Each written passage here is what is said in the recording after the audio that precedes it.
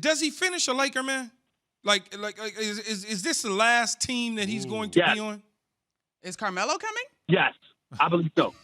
I believe so. I believe the only place he would ever go back to is Cleveland, and I can't see that happening. But I think this is it, especially since Anthony Davis signed here, because Anthony Davis is here. LeBron has a lot to do with that. That's the guy LeBron wanted. That's the guy Clutch Sports wanted. He's in L.A. They got their man. We know when they're healthy, they're championship caliber. And they'll still be championship caliber. Just because I said the championship run is over doesn't mean they won't be contending. I'm just saying that when it's all said and done, I don't believe LeBron James and Anthony Davis in L.A. will ever be raising the trophy again. I think that there's too many people that are coming. I think that LeBron is getting older. He'll still drop 25 a night in his sleep, etc., but he needs somebody else to finish.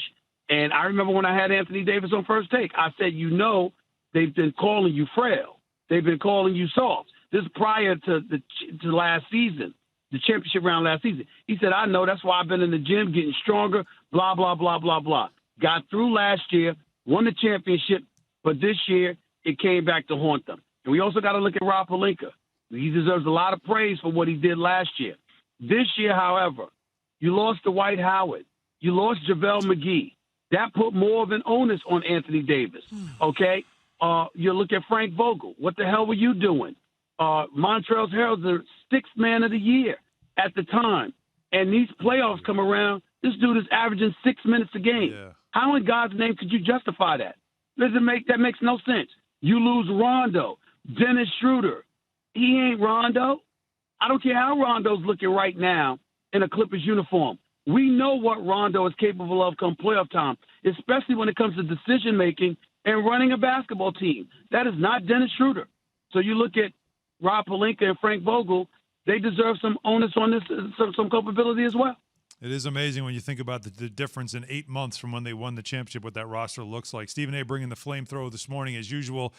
So I'm going to ask you a question that might sound crazy, but bear with me. Nets-Bucks in the second round. Now that we know the Lakers are out, and maybe even the Clippers could be gone by tonight, could Nets-Bucks be the best series we get in the postseason? Yes, it could be, but that's nothing to sneeze at. And you can't listen. Even though that could end up being the best, let me tell y'all something. Keep sleeping on the Utah Jazz if y'all want to. This is real. Donovan Mitchell is a superstar. He's D-Wade 2.0.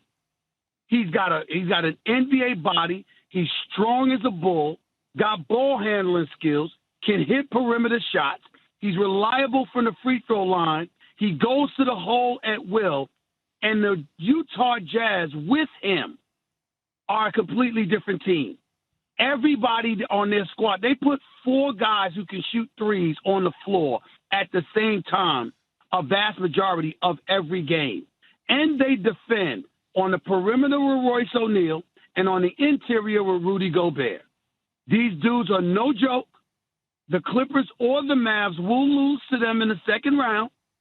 They could beat Denver or Phoenix in the conference finals, and they could give Milwaukee, Brooklyn, Philadelphia a run for their money because they defend, they hit perimeter shots, and they have a star that says, give me the ball and move the hell out of the way anytime he damn well feels like it. And they hungry. We can sleep on Utah all we want to, but the only thing negative to say about Utah is that most of us don't feel like going to Salt Lake City. That's about it. Tonight's game against the Clippers against the Mavs, can the Clips show up or are they going to finally get clipped? If the Clippers live up to who they've been and who we've known them to be, they go to Dallas and win the night and then come back and lose Game 7 on their home court. That's how they are. They could, when the odds are stacked against them, they rise to the occasion. When you have any kind of expectations for them, they fold. That's what it's been about. And to me, everybody is, so many people have pointed to Paul George and what Paul George needs to do. Well, fair enough. He's had a decent series, but he needs to do better. My focus is on Kawhi Leonard. He's the one that got the Clippers to trade the farm to get Paul George. He's the one that threatened and forced their hand because he said, if you don't do this, not only am I not going to come here, I'm going to go to the Lakers, and I'm going to join LeBron and AD. He's the one that had the commercial dangling from his convertible, claiming it was a new king in town, and he was the one wearing the crown after leaving Toronto. He preceding last season. He was the one that had a 3-1 lead and folded. He was the one that let Jamal Murray drop 40 on them in Game 7.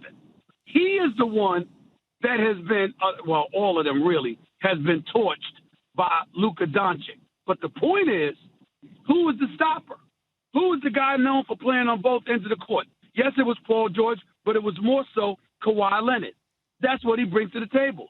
And a 22-year-old is averaging 35, 9, and 8, schooling them, and they have no answer. He's big boying a whole bunch of people, the Patrick Beverleys, the Rondos of the world, and others. The last time I checked, it's Kawhi that's 6'7", 6'8", that got muscles coming out his earlobe. How you being big boyed by anybody? But that's what Luka Doncic is doing. So I look at it and I say, hey, to me, it's about Kawhi Leonard. It's about him showing up and showing you want to be the face of the franchise. LeBron, if it were LeBron James, we'd kill him. Mm-hmm. We'd kill him. But somehow, some way, we've let Kawhi Leonard off the hook because he's quiet. He's the cyborg. He's the cyborg assassin, has nothing to say. But damn all of that. You don't need them to talk. We need him to play. And that's what we need to see from him against Luka Doncic. So if the Clippers end up losing, what comes next for them as we talk about what's next for the Lakers? What would be next for the Clippers if they fail yet again? I think it's a complete wholesale changes. Paul George may not go anywhere, but it wouldn't shock me at all, Alan, if Kawhi Leonard decided to opt out because he does have a player option after the season, as you well know. He opts out and he decides to go to South Beach.